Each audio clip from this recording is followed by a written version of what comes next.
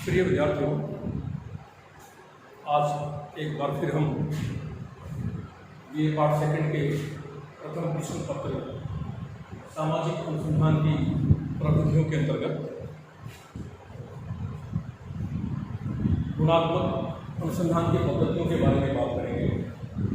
जैसा कि पिछली क्लासेज में हमने आपको बताने का प्रयत्न किया, सामाजिक विज्ञानों में जब अनुसंधानकर्ता अपने अध्ययन विषय का चुनाव करने के पश्चात अध्ययन क्षेत्र में तथ्य संकलन के लिए जाता है तो उसके सामने दो प्रकार के तथ्य उभर कर आते हैं। तथ्यों की प्रकृति के आधार पर देखा जाए तो तथ्य दो प्रकार के होते हैं। एक ऐसे तथ्य होते हैं जिनको हम लोग संख्याओं के माध्यम से अभिव्यक्त कर सकते हैं, जिनको हम लोग परिमाणात्मक, मात्रात्मक या क्वांटिटेटिव डेटा कहते हैं। दूसरे तथ्य इस प्रकार के तथ्य होते हैं जिनको हम लोग संख्याओं के माध्यम से अभिव्यक्त नहीं कर सकते, जिनको हम लोग गुणों के आधार पर अभिव्यक्त कर सकते हैं, जिनकी व्याख्या विवरणात्मक दृष्टिकोण से या वर्णनात्मक दृष्टिकोण से की जाती है। इस प्रकार के तथ्यों को गुणात्मक तथ्य या क्वालिटेटिव डेटा कहते हैं। तो इस प्रकार से सामाजिक विज्ञानों में अनुसंधान के दौरान दो प्रकार के तथ्य हमारे सामने उभर कर आते हैं। अब निर्भर यह करता है कि अनुसंधानकर्ता ने अपने अध्ययन विषय का चुनाव किस प्रकार से किया है, यानी कि जो सामाजिक अनुसंधान करता है उसका अध्ययन विषय क्या है। जैसा कि कल हम बात कर रहे थे कि बर्गेस ने यह बताया कि तथ्य किस प्रकार के संकलित करने होंगे अनुसंधानकर्ता को, यह उसके अध्ययन विषय या अध्ययन की समस्या पर निर्भर करता है। जिस प्रकार का उसका अध्ययन का विषय होगा, सामाजिक अनुसंधान की समस्या होगी, उसी प्रकार के तथ्य अनुसंधानकर्ता को अपने अध्ययन क्षेत्र में जाकर संकलित करने हैं। उस दृष्टिकोण से सामाजिक विज्ञान में दो प्रकार की अनुसंधान की विधियां प्रचलन में है।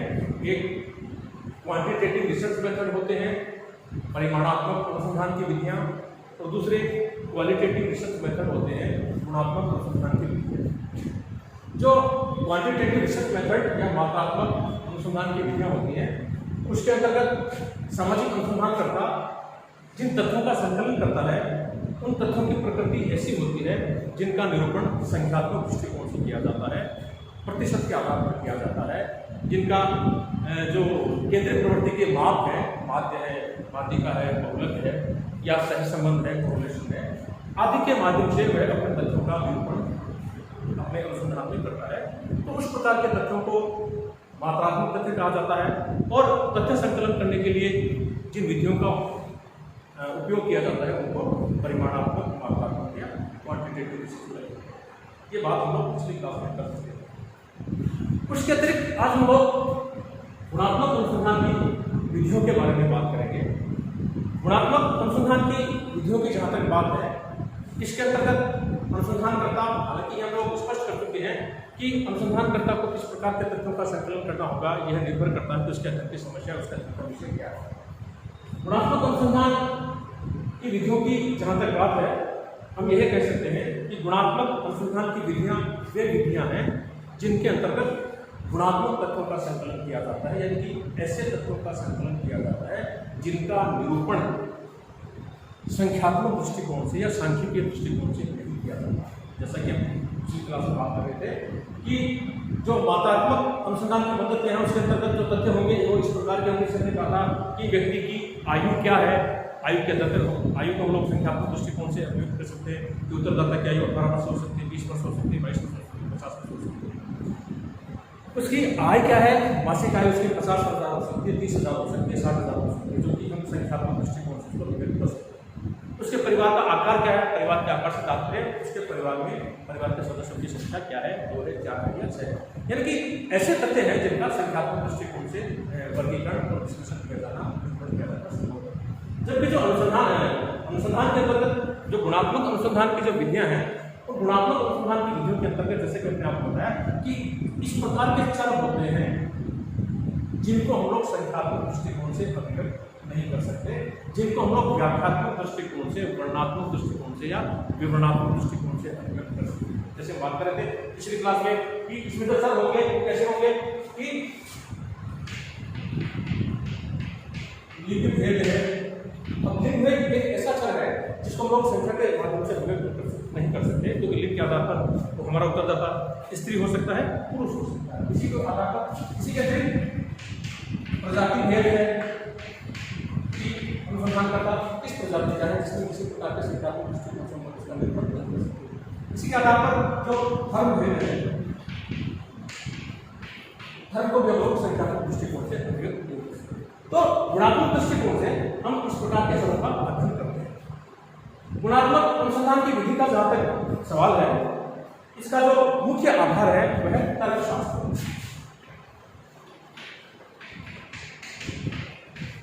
तर्कशास्त्र से तात्पर्य इसके अंतर्गत आगमनात्मक या आगमन, जिसको लोग डिडक्टिव कहते हैं, और निगमन डिडक्टिव।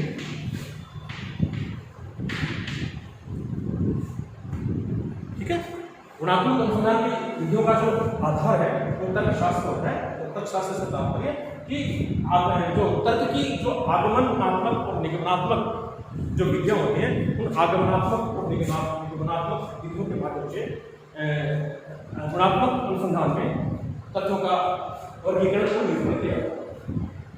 तो इसके सैद्धांतिक या इसके सैद्धांतिक परिभाषा या इसके अर्थ की जहां तक बात है, हम ये कह सकते हैं कि क्वालिटेटिव रिसर्च मेथड के अंतर्गत गुणात्मक अनुसंधान की विधियों के अंतर्गत यह वह विधि है, यह उन तथ्यों से संबंधित है जो कि संख्यात्मक रूप से नहीं होते हैं। जैसा कि हम आपको पूर्व में स्पष्ट कर चुके हैं कि गुणात्मक अनुसंधान की विधि वह विधि है जो कि संख्यात्मक रूप से नहीं है।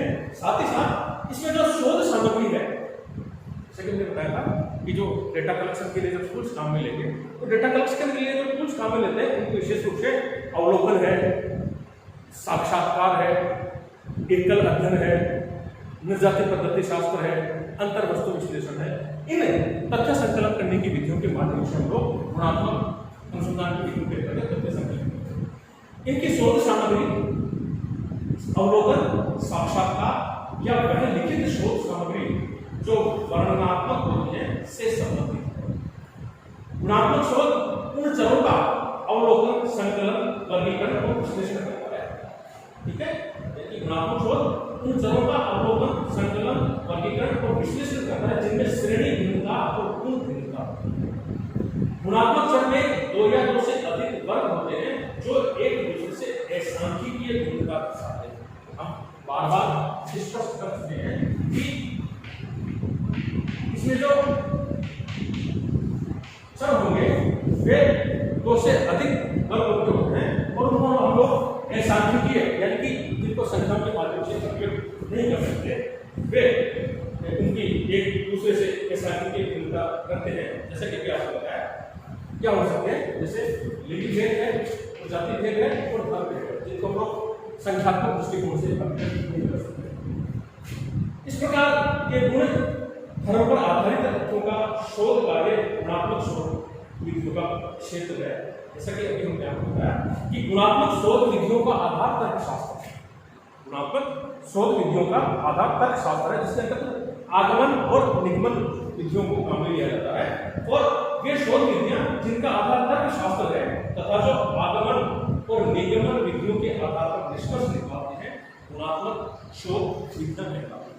जैसा कि हम आपको स्पष्ट कर चुके हैं कि जो गुणात्मक शोध विधियां हैं, उन गुणात्मक शोध विधियों का आधार तर्कशास्त्र है और तर्कशास्त्र के आधार पर जो तथ्य संकलित किए जाएंगे उसमें जो आगमन की विधि है और जो निगमन की विधि है, इंडक्टिव और डिडक्टिव विधियों के आधार पर जो है अनुसंधान के या शोध के निष्कर्ष निकल जाते हैं। गुणात्मक अनुसंधान की विधियों में वे शोध विधियां जिनका आधार तर्कशास्त्र है तथा जो आगमन और निगमन विधियों के आधार पर निष्कर्ष निकालते हैं, गुणात्मक शोध विधि कहलाते हैं। इनके अध्ययन की सामग्री लोगों के अनुभव, भावनाएं तथा प्रतिक्रियाएं, इसकी जो अध्ययन सामग्री है वह है तो हमारे उत्तरदाता हैं जो अनुसंधान विषय से संबंधित जो अनुभवी लोग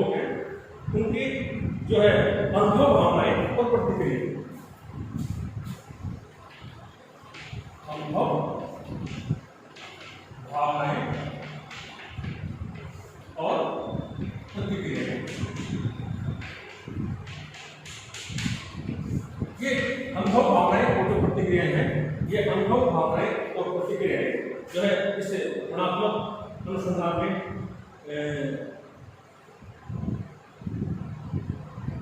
उसका शोध सामग्री होती है। इनके अध्ययन की सामग्री लोगों के अनुभव भावनाएं तथा प्रतिक्रियाएं हैं। गुणात्मक शोध विज्ञान व्यक्ति प्रधान होती है जिनमें गहन अध्ययन एवं पूर्णता प्रदान की जाती है। ठीक है, ये व्यक्ति प्रधान होती है, इसका मतलब यह है व्यक्ति प्रधान से तात्पर्य कि गुणात्मक अनुसंधान विधियों में बहुत अधिक जो है अध्ययन की इकाइयां या उत्तरदाता नहीं होती हैं, ये व्यक्ति प्रधान होती है जिसके अंदर किसी व्यक्ति का, किसी संस्था का, किसी एक समूह का गहन एवं सूक्ष्म अध्ययन किया जाता है।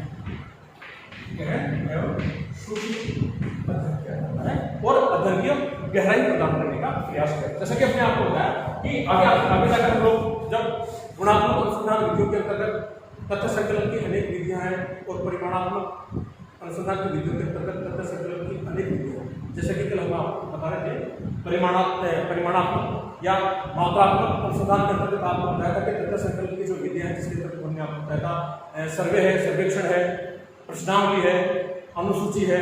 ठीक है, ये ऐसी विधियां हैं जिनके अंतर्गत जो है मात्रात्मक तथ्यों पर संकलन किया जाता है। ठीक इसी प्रकार से गुणात्मक अनुसंधान के अंतर्गत भी जो तथ्य संकलन की विधियां हैं उसके अंतर्गत हमने आपको बताया था इसमें आपके अवलोकन है, एकल अध्ययन है, अवलोकन एकल अध्ययन, इसके अलावा अंतर्वस्तु विश्लेषण है, अंतर्वस्तु विश्लेषण और पुनर्जाति पद्धति शास्त्र है, एथनोग्राफी है। ये तथ्य संकलन की ऐसी विधियां हैं जिनके अंतर्गत किसी एक व्यक्ति या किसी एक संस्था या किसी एक समूह का गहन एवं सूक्ष्म अध्ययन किया जाता है, जिसको हमने बताया था एकल अध्ययन इस विधि को कहा जाता है। तो इसमें बहुत अधिक अध्ययन की इकाइयां नहीं होती हैं, कुछ एक जिसको भी बताया गया कि व्यक्ति प्रधान होती है। व्यक्ति प्रधान का मतलब कि कोई अध्ययन की एक इकाई होती है जिसका गहन एवं सूक्ष्म अध्ययन किया जाता है। और यह जो अध्ययन होगा यह अध्ययन संख्यात्मक न होकर असंख्यात्मक होगा, गुणात्मक अध्ययन होगा और जिनका निरूपण या जिनका विश्लेषण और जिनकी व्याख्या जो है वर्णनात्मक आधार पर या गुणात्मक आधार पर की जाती है। ये तथ्य संकलन की गुणात्मक विधियों के अर्थ और इसके कृपा से समझ सकते हैं। गुणात्मक अनुसंधान की विशेषता की अगर हम बात करें तो हम ये कह सकते हैं कि इस विधि में इकाई का गहन अध्ययन किया जाता है, अर्थात इकाई से संबंधित विभिन्न पक्षों के गुणात्मक दृष्टिकोण से तथ्य एकत्रित किए जाते हैं। यानी कि हमने तथ्य संकलन के लिए जिस विधि का चुनाव किया है वह विधि गुणात्मक विधि है और उसके अंतर्गत किसी एक इकाई का गहन एवं सूक्ष्म अध्ययन किया जाता है और गुणात्मक दृष्टिकोण से उसका इकाई का अध्ययन किया जाता है। दूसरा, गुणात्मक शोध में सामाजिक प्रक्रिया, कार्यक्रम की जटिलता और उनके पारस्परिक संबंधों के क्रम का अध्ययन किया जाता है। इसके अतिरिक्त इस विधि में व्यक्ति वैयक्तिक अध्ययन के आधार पर होते हैं। नेक्स्ट, गुणात्मक अध्ययन ऐतिहासिक होते हैं। गुणात्मक अध्ययन जो होंगे वे अध्ययन ऐतिहासिक होते हैं, वे अध्ययन काल होते हैं। और जो अध्ययन ऐतिहासिक अध्ययन होंगे, जो अध्ययन काल्पनिक अध्ययन होंगे, वे अध्ययन जो है संख्यात्मक दृष्टिकोण से नहीं किए जा सकते, वे अध्ययन व्याख्यात्मक दृष्टिकोण से, गुणात्मक दृष्टिकोण से या गुणात्मक दृष्टिकोण से किए जाते। इसके अतिरिक्त इस विधि में इकाई के गहन अध्ययन पर जोर दिया जाता है और इकाइयों की संख्या महत्वपूर्ण नहीं होती बल्कि उनके गुण महत्वपूर्ण होते हैं, अर्थात यह विधि गुण प्रधान विधि है। आपको पता है तर्कशास्त्र पर आधारित है, व्यक्ति प्रधान यह विधि है, इसके अतिरिक्त गुण प्रधान यह विधि है। यानी कि अध्ययन की बहुत अधिक इकाइयां नहीं होती है, एक या कुछ इकाइयां होती है जिनका गुण प्रधानता के आधार पर उसका अध्ययन। ये इसकी कुछ विशेषता है कि इसकी उपयोगिता और महत्व का जहां तक सवाल है, हम ये कह सकते हैं कि गुणात्मक अध्ययन विधि के अंतर्गत अति गहन अध्ययन है।